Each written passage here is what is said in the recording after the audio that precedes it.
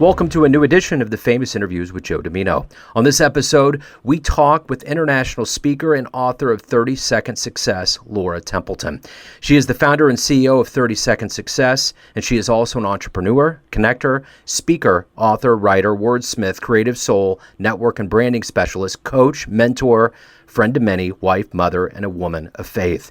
She believes in the power of building others up, helping everyone find their personal message, and giving them a voice in order to be heard. With over 15 years of sales training, personal development, coaching, and networking, she understands the countless benefits of building relationships through networking. We cover her life now, how she got to this dream, and where it's going. Enjoy the interview. Thanks for taking a minute out today. And, before we begin here, COVID was quite a jolt to everybody.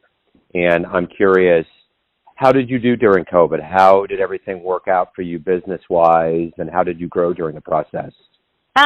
Business-wise, I figured out how to go from in-person networking to virtual networking and taking my speaking platform from stage to video. So having to make that transition and supporting a lot of other small businesses in the same aspect during COVID really helped me to increase my reach.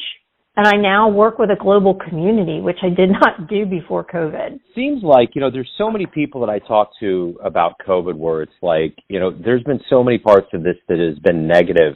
But I think there's also parts of it that feed off of your personality. If you already were that person that would look for silver linings, it seems as though you found it. So it's almost like it was good things happened because of this. You adapted.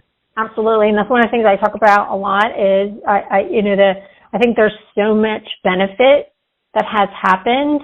And a lot of people don't always see it. Like, I think it's changed our world in so many different ways. And there's a lot of good that has come out of it. A lot of people rediscovered themselves. A lot of people figured out how to make their businesses work when, they were just standing there thinking that, oh my gosh, my life has ended because nobody's going to hire me.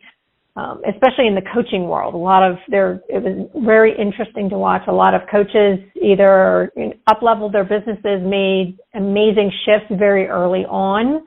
Others that waited to see what was going to happen and then figured out how they were going to shift. And then others that said, you know what, I just need to throw in the towel and start something different. So it's interesting to watch, especially in the networking world, because I network a lot with women in particular. I think that the positive attitude of, okay, how am I going to make this thing work? Because we're not going back to normal even when we think we're going back to normal. And I'm watching a lot of people who are trying to transition back to in-person networking, but they're really enjoying the virtual aspect because there's so much freedom in being able to connect virtually with people all over the globe, and also engage with one another in just a different manner.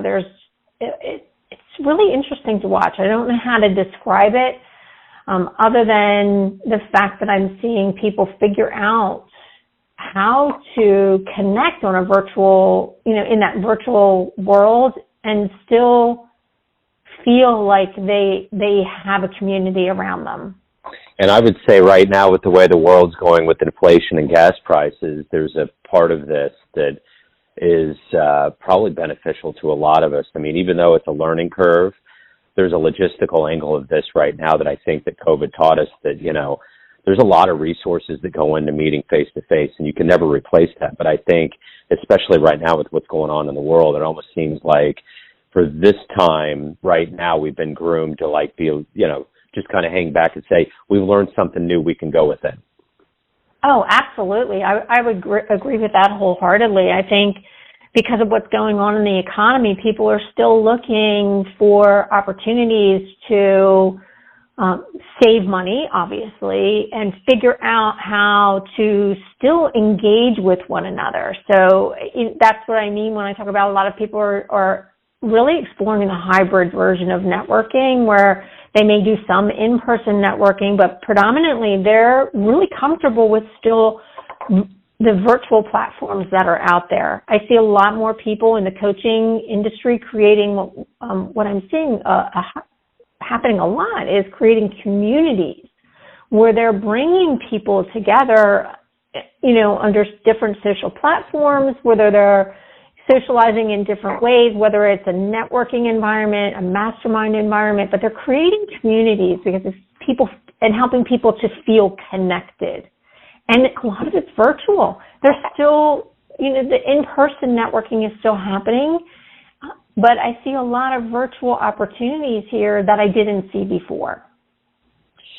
So when I look on paper and see who you are, you're a CEO, you're an entrepreneur, you're a speaker, author, writer, you're network branding specialist, coach, mentor. There's so many things that go into what you do. But if you had to boil it down and almost kind of like a Twitter response, and not only boil down who you are, but what your ultimate mission is, how would you describe yourself? Well, if you wanted it in 2 words, it would be connector of heart. Actually, it's 3 words. Connector of hearts.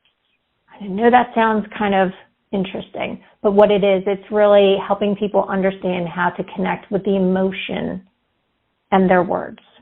And it seems almost as though there's so much more that goes into that, and probably a lot of people don't realize that. Right. What is the realization when you do actually get it? What is it? What's the breakthrough with understanding what you just said? A lot of people are really struggling to communicate effectively who they are, what they do, how they serve others. And the work that I do really helps them understand getting into the emotion that drives people to want to know more, want to engage with you, want to create a relationship, want to trust you.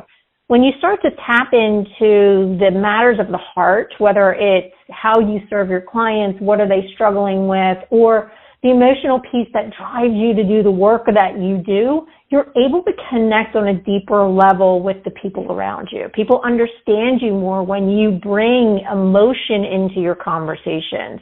When you kind of drop your guard and allow people to see you for who you are, see that you're authentic, that you're trustworthy, that you're willing to do whatever it takes to help them succeed, people want to be in your tribe. They want to be part of who you are. They want to help you grow and move forward and succeed. It's nothing new, but I think a lot of people have, in the past been trained to, protect themselves, protect their emotions, be very guarded around what they're putting out into the world because they may be judged for what they're putting out in the world. But again, what attracts people to you is when you're authentic. And that's the work that I do when I'm working with clients, whether it's one-on-one or from stage. It's helping them understand that tapping into the emotional drivers of what you do and how you connect with your ideal clients and your audience, that's what makes the difference. That's what sets you apart. How did this journey begin for you? Go back to the beginnings of your life and kind of how you got to this point where this is your passion and you're obviously a highly driven, successful individual. How did all of this begin? Well, a lot of it, I would have to give kudos to my dad. My dad was one of those people who you could go to an amusement park, you could go to the grocery store, you could go to a baseball game, and you would see him literally standing amongst a group of people just having a conversation. My dad was, I always looked up to him. We used to joke that my dad knew everybody everywhere we went. We always just thought he knew everyone. And, growing up, I realized, no, my dad was just a great communicator. He knew how to engage with people, whether it was with a smile or a cute comment or a great question. He would get people talking no matter where we went. We would be literally standing in a line at Disney World and he'd stand there with his arms crossed. The next thing you know, there's like a horde of people around him just having conversation. And, we would joke that my dad would know people everywhere. Even when he went on a trip to Israel, he met someone and that he knew that he met, at some event somewhere. And that's just the way he was. So a lot of what I learned in being able to communicate came from watching him. And then when I was in direct sales I used networking as part of my marketing strategy and learned very early on in that networking piece how to present yourself, right? The communications, that 30-second message, you always have to do it in a networking event, like when you're going around a table and people have to present who they are. And I watched too many amazing people that I had gotten to know and love in that journey just really struggled with that 30-second message piece. And I was at a point in my life where I had stepped into a leadership role with an organization I had belonged to for quite some time. And it was in that moment when I started looking for, what do my members need? How can I help them? That I started reaching out because they were looking for someone to help them with that 30-second message. Isn't there anybody out there that can teach us how to do our 30-second message? So I started reaching out. I found people that could teach networking, but nobody that was really specifically focused on that 30-second message. And I was like, I know how to do this. I've been doing it for a long time, 15 years in direct sales. I had learned the formula that worked for me, and I figured out how to make it work for me. So I started teaching it to other people, and then the transformation that I saw within the people that I worked with was amazing. I watched them go from shaking and nervous and stuttering. I had one lady who used to literally run to the bathroom and hide when it came time to do 30-second messages. And once I worked with them and helped them discover within what that message was, that real heartfelt message that connect with the people in the room and shared what they did and who they needed to be introduced to and connect with, what I saw in them was they literally went from being nervous and frightened and fearful of doing their 30-second message to standing up, stomping their feet, being super confident, and being able to deliver a message that felt authentic to them. And the transformation was amazing to me. And then word got out because, when you network with people, they don't just network with one group, they network with other groups. So then word kind of traveled that I was teaching how to do your 30-second message, and a lot of requests started coming in for me to speak to other groups. And about a year later, I came home and said to my husband, honey, I think I know what I'm going to do next. And I'm going to launch my own business. And I shared with him what it was and how I had already been, kind of exploring with it. And he's like, go for it. Go for it. If people need it, you got to do it. So that's 7 years ago now. So what's been the best response, fan letter that you've ever gotten from somebody that just kind of blew you away, that validated what you've done? Obviously setting up your own business and doing something on your own is a big sacrifice, but what was that moment where you were really validated and felt like, wow, this is it? I can tell you I had a letter that I received from a financial advisor that I worked with, and she said to me, at first she started saying that you made me cry. And I was like, oh my gosh, what did I do wrong? But then when I read the letter further on, she said, you made me cry. You made me realize that you found the words that I've been struggling to find for so long, and you totally got me. And it was in that moment that I realized a lot of people don't see themselves the way I see them. They don't give themselves the space to really see themselves and what they contribute to the world. So as somebody that motivates others, who motivates you? Who is alive right now of anybody on the planet that you would love to meet and talk with? Mel Robbins.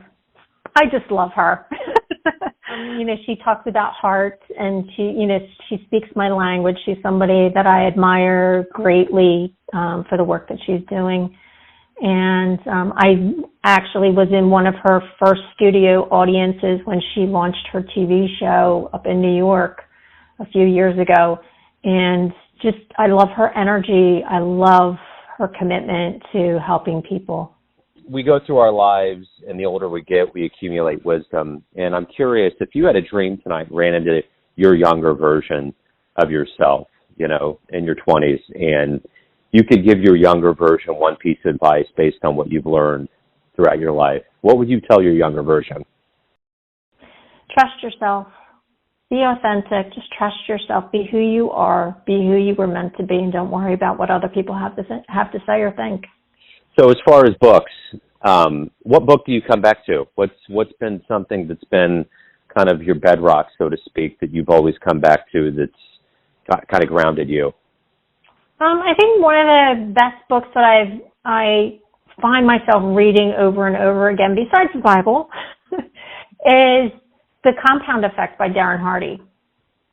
I think I've read that book probably about 3 or 4 times, cover to cover, and it's really about those strong success habits that you create that keep you on track. Because sometimes as small business owners, we can get lost in our business and things start to go, you have that up and down cycle, and it's very frustrating. And I think that's one of the key things that has helped me to grow and elevate and keep moving forward. And I love books. So, there's, as far as a business book, I would say The Compound Effect. My other favorite book obviously was, the Mel Robbins, anything that Mel Robbins has written. So. Excellent. So let me ask you this. Let's say somebody's listening to this right now and they're kind of on the edge, or they're not quite sure whether or not they want to become a client.